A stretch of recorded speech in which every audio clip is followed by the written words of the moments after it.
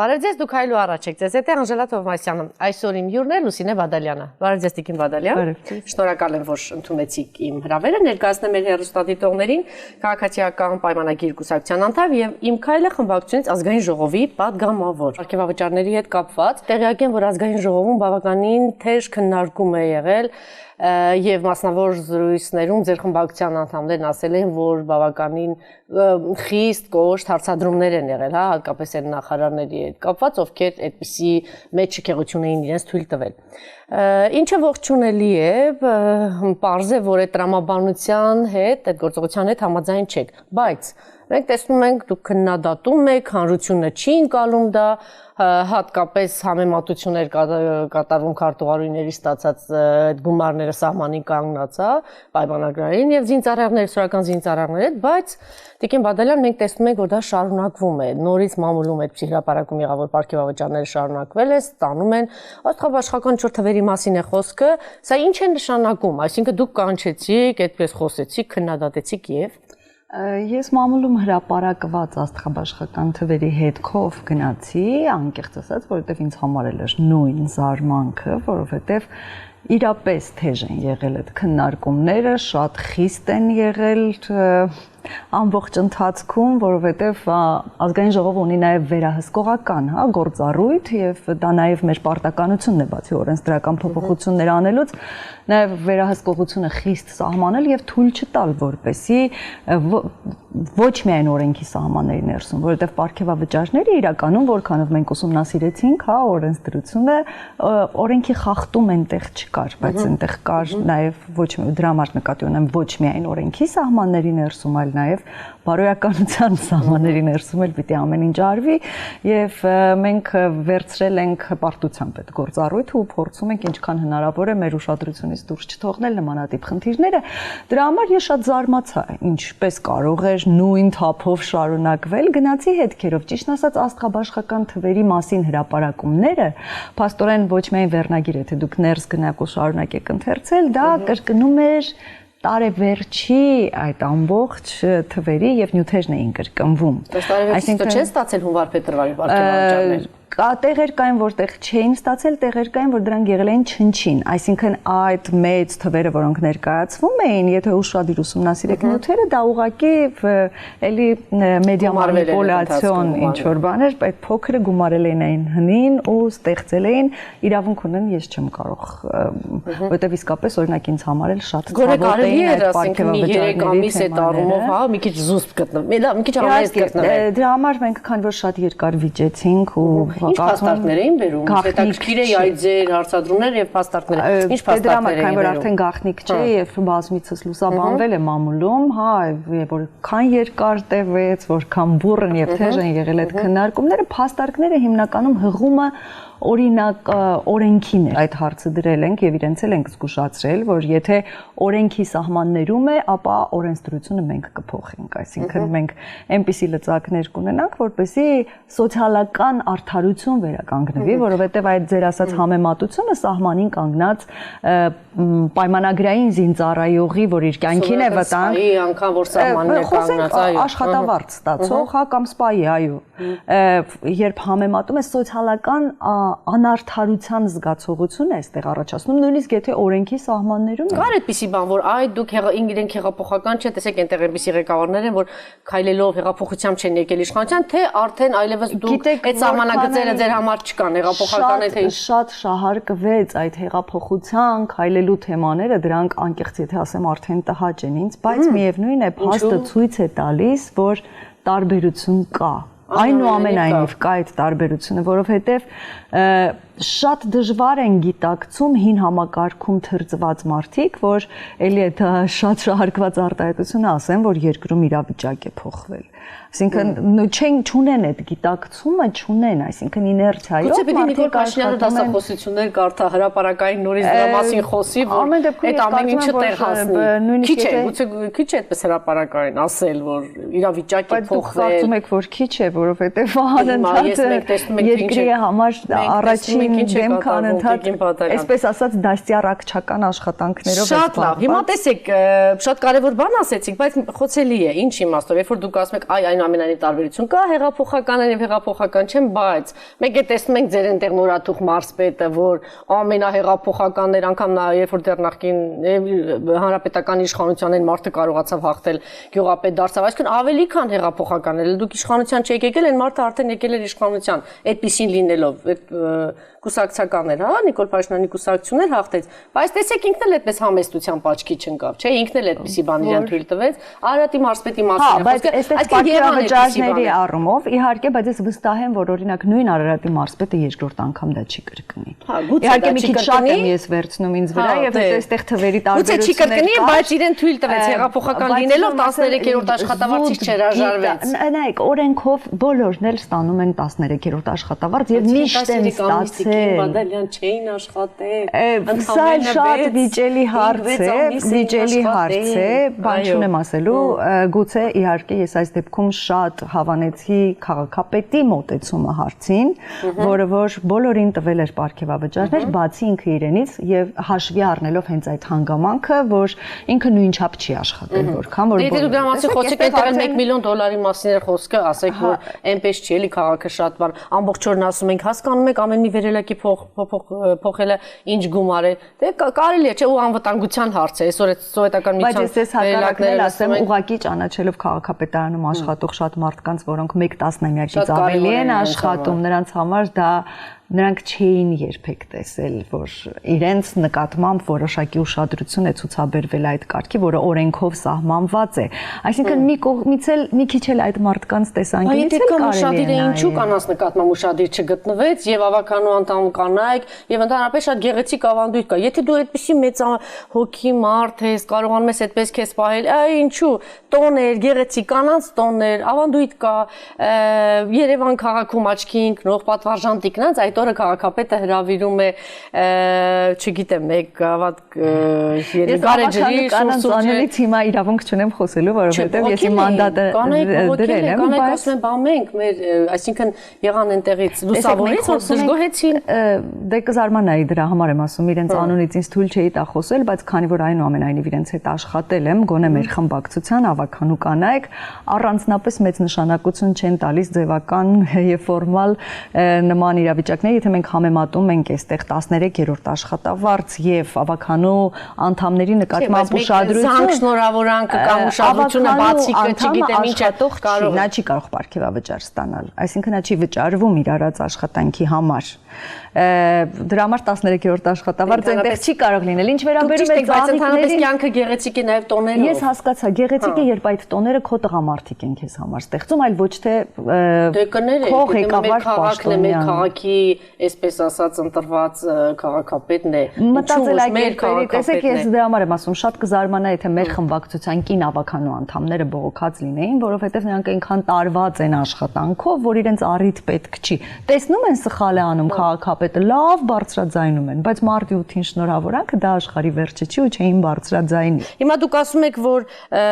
տարբերություն կա հեղափոխականի, բան շատ լավ է, հատկապես այս կամ այնտեղ։ Իդեպ, որ դուք ասում եք գումարների շատ եւ քչի մասին, այդքան մեծ գումարներ չեն կազմում, դա այնքան բնորոշ է այսօրվա իշխանության, մեկը գրում են, այսքան միլիոն, այսքան միլիարդ դրամներով, բանը հնչում, չէ։ Ասենք հետո դա վերացում ես, այդպիսի թվեր չի։ Մենք հայտնաբերեցինք այսինչի նկուղում, մենք հայտնաբերեցինք այսինչի կնոջ բարձի մեջ, մենք հայտնաբերեցինք չգիտեմ որտեղ, ու այս հանրությունն էլ առնվազն 3 օր ապրում է դրանով։ Դա ուզում եմ ասել, ձեր իշխանությանը շատ բնորոշ է այդպես աղմկոտ ինչ որ միլիոններ, զրոներ, դրամներ էլ այդպես խոսել։ Մտածելակերպի հարց է, որովհետև ես կարծում եմ, սա իմ անձնական կարծիքն է, հիմա ոչ կուսակցության, ոչ խմբակցության կարծիքը չեմ արտահայտելու, բայց միևնույն ժամանակ վստահ լինելով, որ իրենք էլ ունեն այդ նույն գծի մեջ, քանի որ մեզ համախմբել է միևնույն մտածելակերպը, եթե դու չարաշահում ես գտնում, կլինի դա 1 դրամ, թե 1 միլիարդ դրամ, թե 1 միլիարդ դոլար, ձերքը կտրել։ Տարբերություն չկա, դա չարաշահում է։ Դե հիմա նույնն է պարգևատրում է Տիկին Բադալյան, դուք ասում եք, ախր ախր դուք նոր ասում եք մի քիչ համեստ պարգևատրում են տվել հունվար փետրվարին կարելի է հասկանալ։ Այդ դուք հակասում եք ձեզ։ Հիմա ասում եք այնտեղ շատեր էսպես, բայց նա օրենքով է սահմանված, այսինքն ցանկացած պետական աշխատանքներով Չէ, Անժելա ջան, այս հարցում եկեք ճիշտ կոնկրետ խոսենք։ Մենք խոսում ենք քաղաքապետարանի սովորական աշխատողի մասին, որը ամսական ստանում է 100-ից 150 հազար դրամ։ Պեկի աշխատողների մասին։ Չէ, Պեկին հիմա թողենք, բայց եկանք ստեղ համեստ, որ դուք ասեցիք համեստի մասին չխոսեցի Պեկի։ Դուք ասեցիք հունվար փետրվարին այդ գումարը չի եղել ամբողջն է եղել։ Գուցե ընդհանրապես չի եղել։ Դրա համար եմ ասում ազգային ժողովը հետազոտություն է սկսվել։ Եղել է այդտեղ է ասում, որ եթե անգամ տեղեկությունը հարցում են ուղարկել Պեկին եւ ասել են այո, դա հաստատվել է։ Երբ որ ես օրինակ այդ մասին կարող եմ խոսել այն ժամանակ, երբ որ մեր ուղարկած հարցումը թե քաղաքապետարանի ավելի մանրամասն կիմանանք եւ դրա մասին խոսենք։ Հիմա տեսեք, դուք ասում եք հեղափոխականների եւ այնուամենայնիվ դուք եք որոշակի տարբերություն տեսնում, շատ լավ։ Դե տեսեք, հիմա Դավիթ Սանասարյան ավելի քան հեղափոխական ամիսներ շարունակ չարաշահումներ էստեղ, չարաշահումներ այնտեղ, չարաշահումներ նախագահի վերահսկողական ծառայություն էր կոչվում, հիմա արդեն, հա, կառավարությանից մեկ էլ տեսնում ենք բացահայտումներ հակառակ ուղղությամբ, ԱԱԾ-ն հայտնաբերում է, որ Դավիթ Սանասարյանի ղեկավարած կառույցում կա այդպիսի, ինչ կարող եք ասել սրա մասին։ Հարցը հետաքննության փուլում է, չէ՞, այս պահին, եթե ես չեմ սխալվում, բոլորս չխախտենք։ Իհարկե չխախտենք։ Հրաշալի։ Որովհետև տեսեք ով է ասում, տեսեք ինչ կուսակցության ցավալի կլինի, եթե ես վստահ եմ, որ Դավիթ Սանասարյանը իր ազնվությունը չի կորցրել, բայց ինձ համար նաև ցավալի կլինի, եթե խոսում ենք անկեղծ խոսենք, ցավալի կլինի իմանալ, որ Դավիթ Սանասարյանի ղեկավարած կառույցում, այսպես ասած, հենց իր քթի տակ ինչ որ նման չարաշահում է եղել։ Դա ինքնել է մասնակից եղել, եթե հանկարծ պարզի, որ ինքնել է, դե չի կուզենա, բան չի շտապում հայտարարել։ Հեղափոխականները տարբեր են, նրանք միայն ազնիվ ճանապարհներով, հեղափոխականները տեսակ որ հեղափոխականները դեռ հարց է։ Չտեսանք, որտեղ դեռ ապացույցներ չկան, իսկ գուցե լրիվ ուրիշ բան բացահայտվի։ Իսկ գուցե լրիվ ուրիշ բան բացահայտվի Ռոբերտ Քոչարյանի հետ կապված, իսկ գուցե լրիվ ուրիշ բան բացահայտվի Մավել Գրիգորյանի հետ կապված, իսկ գուցե լրիվ ուրիշ բան, ու այդպես հազարավոր անուններ, իսկ ուրեր անմեղության կանխավարկած է, երբ որ ձեր առաջնորդը ասֆալտին փռելով, գոչելով, ասելով գնացեք, ձերբակալեք, վերցրեք, հանցագործներ բոլորին պատժել, մարդիկ չեն։ Ընդ որում ճանապարհ անցած մարդիկ, մեծ վաստակ ունեցող մարդիկ։ Չեմ կարողանում ընկալել Դավիթ Սանասարյանի ու Ռոբերտ Քոչարյանի հետ մեկ հարցության վրա։ Իհարկե, որովհետև մարդը ունի բազմաթիվ հաղթանակներ, տնտեսությունը 10 անգամ առաջ է տարել, իսկ այս մարդը դեռ առանձնապես չգիտենք Դավիթ Սանասարյանը իր կյանքում ինչ է արել։ Իհարկե, համեմատելու չի։ Տնտեսության առաջ տանելն էլ էլի հարաբերական հարց է։ Ես չէի ցանկանա տնտեսական խնդիրների մեջ խորանալ, բայց այսինքն համաշխարհային տնտեսական ճգնաժամ կա եւ կան համաշխարհային տնտեսական որտեղ որ ճգնաժամ կա, ասում ենք բանը, իսկ որտեղ որ հաջողություն կա, չեք ուզում տեսնել, որ մարդու ժամանակ հնան աճել է այսքան։ Դա փաստ է, չէ՞, Տիկի Բադալյան։ Ամեն ինչ շատ հարաբերական է։ Այո, աճել է եւ որևէ մեկը չի եղել եւ ազատագրում է եղել եւ հաղթանակներ են Արցախի նախագահ եղած ժամանակ ինչ ազատագրության եւ Արցախի տարածքներ են ազատագրվել, հաղթանակ է արձանագրվել, այսինքն եղելականներին թե Ռոբերտ Քոչարյանի նախագահության ընթացքում մենք պատերազմական լավ պատեր, չէ, մենք պատերազմական վիճակի մեջ ենք այդ ժամանակ եղել, ինչ որ հաղթանակներ բաց ենք թողել մեր աչքերից։ Ես հասկանում եմ, որ այսօր պետք է ինչ-որ բաներ ասել անընդհատ, բայց այսինքն դուք չգիտեք, որ Արցախում նախագահ եղած ժամանակ հաղթանակներ արձանագրվել։ Լսեք, Արցախում հաղթանակներ պարբերաբար արձանագրվում են։ Ռոբերտ Քոչարյանից առաջ էլ հետո էլ իր ժամանակ է։ Չէ, դուք չգիտեք, երբ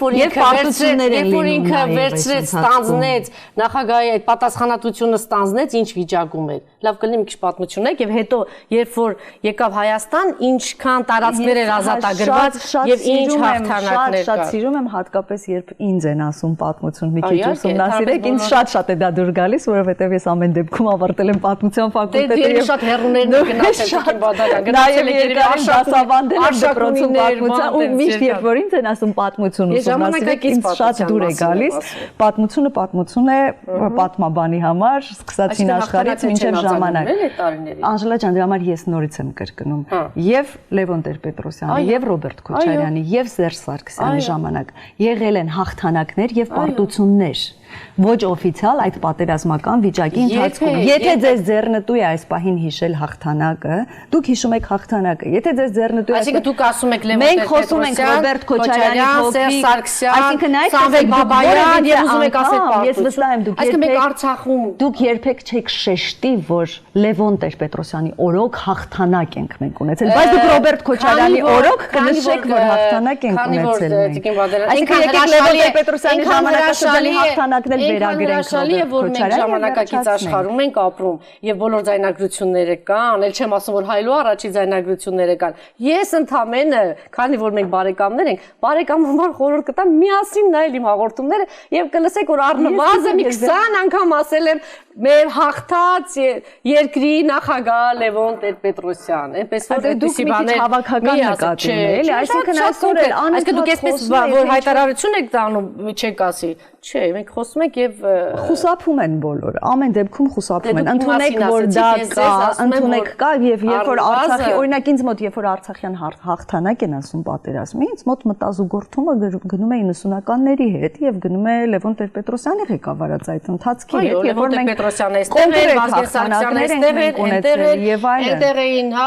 Ռոբերտ Քոչարյանը, Սամվել Բաբայանը, Արկադի Ղուկասյանը, այսինքն այս մարդիկ էին, ոչ մանյովրում ենք այս շրջանում, զուտ դրա համար։ Ես երեք էլ էի ասում, հիմա էլ եմ ասում։ Բայց այնուամենայնիվ միևնույն է, ես գուցե չկարողանամ ձեզ հետ վիճել եւ հաղթել այդ բանավեճում Դավիթ Սանասարյանի եւ Ռոբերտ Քոչարյանի միևնույն հարթության վրա դնելու համար։ Շատերը կվիրավորվեն, որ դուք այդպիսի համեմատություն անեք, որովհետեւ մարդը դեռ հետագիծը դեռ չենք տեսել, ճիշտ մարդիկ կան մարդը չունենա հետագիծ, քան իր հետագիծը հաղթանակական տնտեսական այդպիսի զարգացում արձանագրել։ Եթե ձեզ համար տնտեսական զարգացումը անմեղ զոհերի հետ հավասար տնտեսական զարգացում, եթե դրանք դրվում է միևնույն հարթության վրա, ես երևի այս թեմաները ղեկավարկացը հիմա խախտում եւ ասում անմեղ զոհեր։ Ռոբերտ Քոչարյանի նկատմամբ չկա մեղադրանք առաջադրված 10 զոհերի հետ կապված։ Հենց հիմա դուք խախտում եք դա։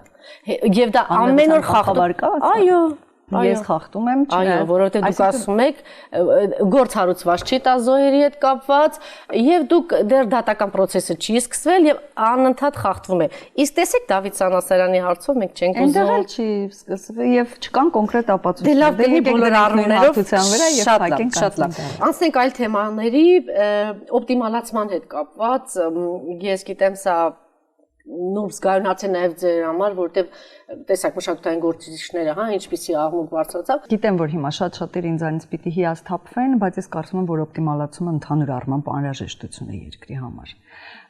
Մշակույթի եւ արվեստի ասպարեզում երկար գործունեություն ծավալելով եւ բոլոր այդ հարցերին ներսից ծանոթ լինելով եւ ոչ միայն Հայաստանի, այլ ընդհանուր առմամբ համաշխարհային մշակույթի վրա միշտ զարկերակին մատս պահելով, ես մի բան գիտեմ, որ մշակույթը արվեստը, ոչ թե մշակույթը, պիտի ազատ լինի, որպեսզի կարողանա զարգանալ։ Եվ մեր փորձն էլ ցույց տվեց, որ երբ որ արվեստագետը սպասում է, որ իրեն պիտի պետությունը ինչ որ բանով օժանդակի եւ այլն, սա չի լինում արդեն։ Եթե արվեստի մասն ենք խոսում, նեղացրեցի, ես մասնավորեցրեցի, հիմա մշակույթին կանդրադառնանք, բայց կան այնտեղ բավականին լուրջ խնդիրներ, ինչպիսիք են հուշարձանների պահպանությունը, նույնիսկ ասեմ ավելին ինչու մենք այդ մասին չենք խոսում, նոր հուշարձանների կերտումը, մշակութային նոր արժեքների պարտադիր չի, որ ինչ որ ունենք, այսպես կարճենք, պետք է կարճենք, բայց պետք է նաեւ չմոռանանք, որ նոր արժեքներ էլ է պետք անպայման ստեղծել։ Այդ ամենը պիտի համակարգվի, ոչ միայն դա եւ դրան հարակից, այսինքն կոնկրետ նաեւ պիտի լինի պետության հովանավորությամբ կամ պետությունը պիտի մշակութային ռազմավարության ծրագիր մշակի, որպեսզի կարողանա հենց ծնված օրվանից սերմանել երեխայի մեջ իր պատկերացրած իր մշակութային այն ուղղությունը, որը որ պտուղներ է տալու շատ երկարաժամկետ։ Այսինքն այս իմաստով մշակույթի նախարարությունը անհրաժեշտություն է։ Արվեստի կառավարման ոլորտում պետք չի։ Հիմա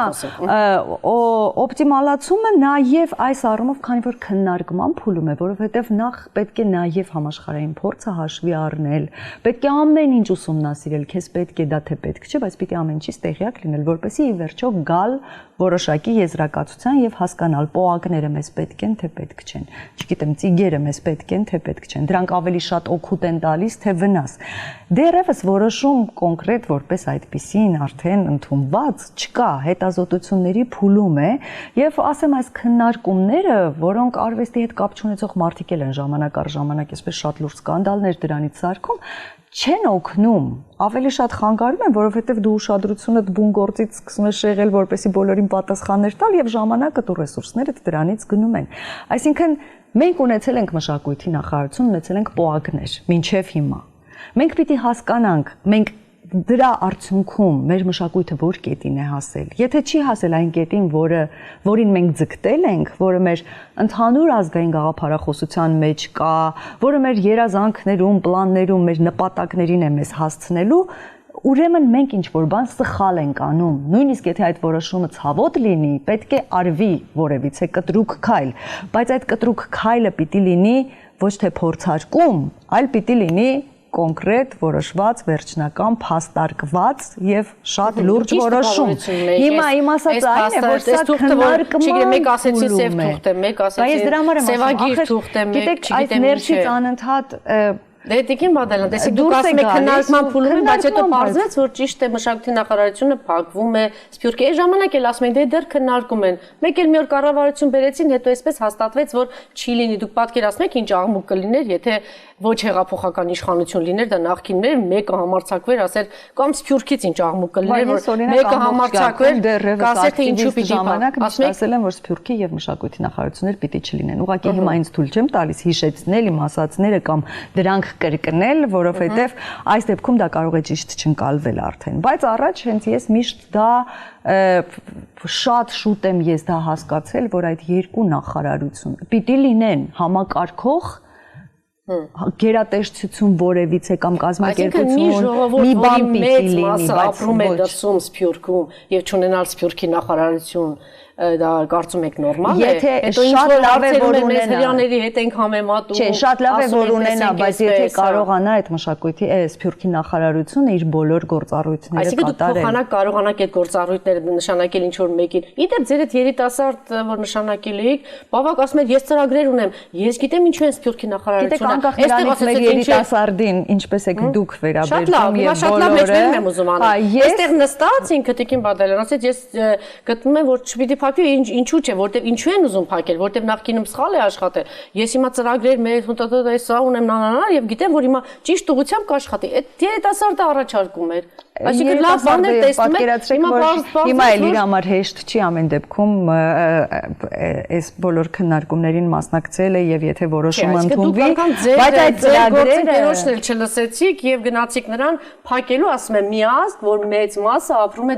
դրսում, որևէ տրամաբանություն չկա ազգի մեծ մասը, որ ապրում է դրսում, որևիցե կապողողակ չի ունենալու, ինչպեսին որ Սփյուռքի նախարարությունն է, այսինքն մենք անունները մեզ համար շատ կարևոր են, նա թող չլինի, նա լինի, յուղ նախարարությունը չլինի, երկիրը քիչ թե շատ գյուղատնտեսական ինչ որ բան է թող նա չլինի։ Հիմա եթե ես դες այսպեսի հարց տամ, տեսեք, ունենանք նախարարություն, գյուղ նախարարություն, բայց մեր գյուղատնտեսությունը գնալով Տիկին Բադալյան, սպարվի եւ հակառակը, չէ, ուղղակի այսպես դուք մտածեք այդ նախարարությունը ճիշտ, ճշգրիտ, համակարգված, օպտիմալացված աշխատի, դուք գնում եք միայն քանդելու, փակելու ճանապարհ, լավ չի, փակում ենք, լավ չի,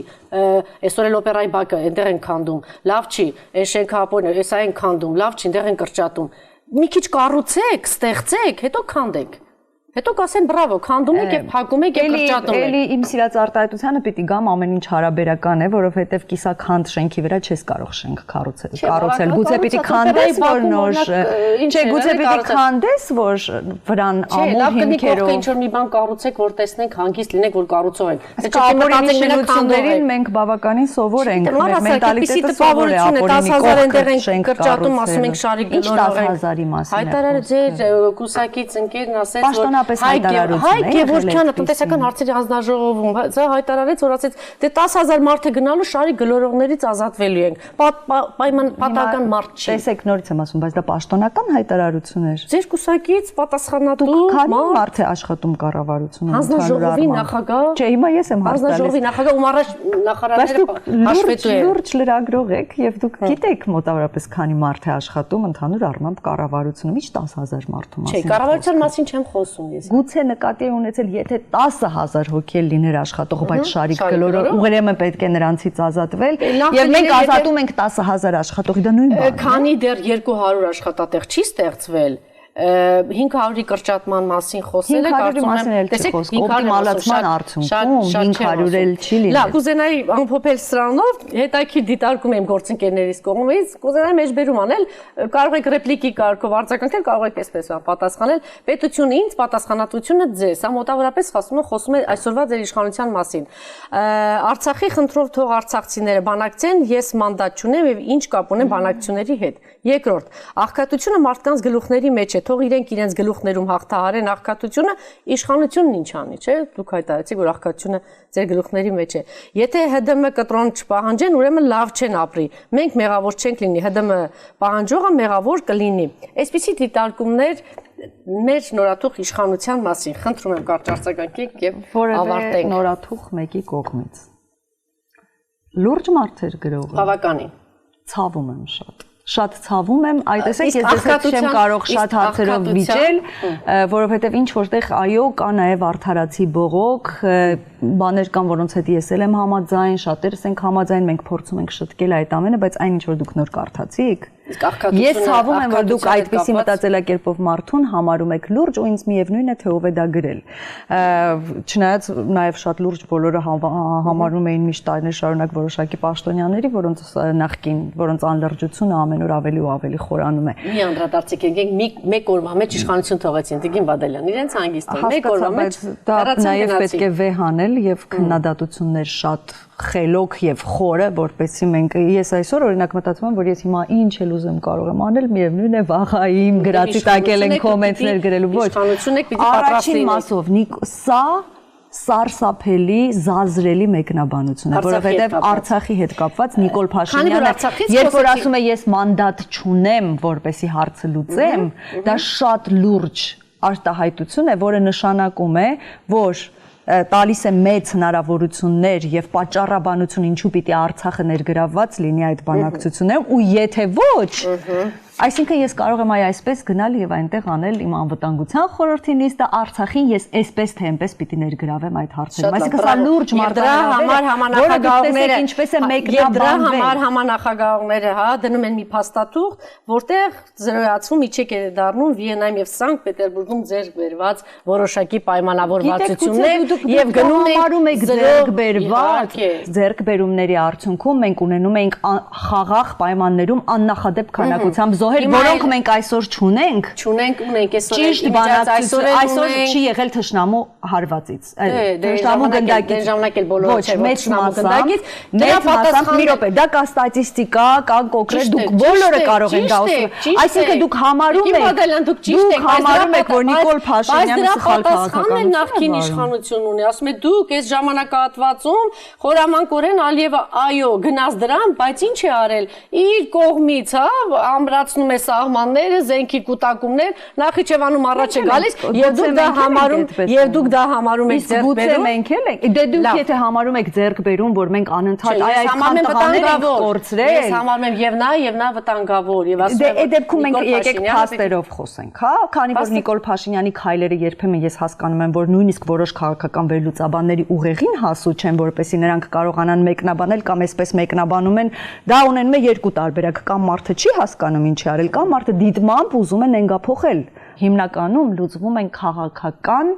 որոշումներով եւ բանակցություններով ոչ միայն կլոր կարող է լինել նաեւ վերելակի մեջ այո հետո արդյունքում սկսում են 0 կետից արդյունք մենք չենք սկսել 0 կետից այս ընթացքում մենք դեռ դուք չեք կարող ոչ միայն դուք այլ որևիցե մեկը չի կարող ասել թող սկսենք 0 կետից բայց որևիցե մեկը չի կարող ասել որ մենք այս ընթացքում ինչն էր ձեռք բերում ես դա եմ ասում ապրիլյան պատերազմն էր ապրիլյան պատերազմից հետո ձեռք բերում որ կար որոշակի առավելություն սահմանի պետք է ինչ որ բաներ տեղ տեղադրվել, դրան արդեն եկել են համաձայնության որոշակի զիջողականություն կար Ադրբեջանի կողմից։ Իսկ հիմա Ադրբեջանի կողմից կա ագրեսոր մոտեցում, այսինքն ամեն օր կրակոցներ կան սահմանի վրա։ Այսինքն այդ կուտակումների ինչի մասին է խոսում, Տիկին Բադալյան։ Զորավարժություններ են նրանց մոտ Ինչի մասին, այո։ Այս պահին զորավարժությունները, դրանք մենք էլ ենք Հաստատ շատ ավելի տեղյակ եմ, Տիկին Բադալյան։ Այսինքն մենք, չգիտեմ, այդ շատ ավելին, այդ շատ լավ մանիպուլյացիոն հնարք է ցույց տալու համար, որ գիտես դու երեք մեկ այսօր երկու ճիշտ հակառակը, եթե ես այս պահին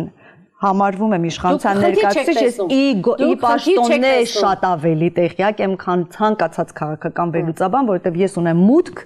իմ ուզած ցանկացած թեմային շատ մինչև գրեթե ամենավերջին։ Ինչ կարող եք ասել այդ կուտակումներ եւ առաջ գալ ինչ է նշանակում։ Առաջ գալը ո՞րն է, այսինքն սահմանը խախտվել է այս ընթացքում։ Նախիջևանը անցավ այդ թեման, այս պահին ոչ մեկ առաջ չի գալիս։ Լավ, Նախիջևանի թեման անցավ, զորավարժությունները անցնում են, կուտակումներն շարունակվում են։ Ինչի հասավ, երբ որ հայտարարեց Նախիջևանը Արցախը պիտի լինի։ Ունեցավ ինչ որ ձեռքբերում այստեղ։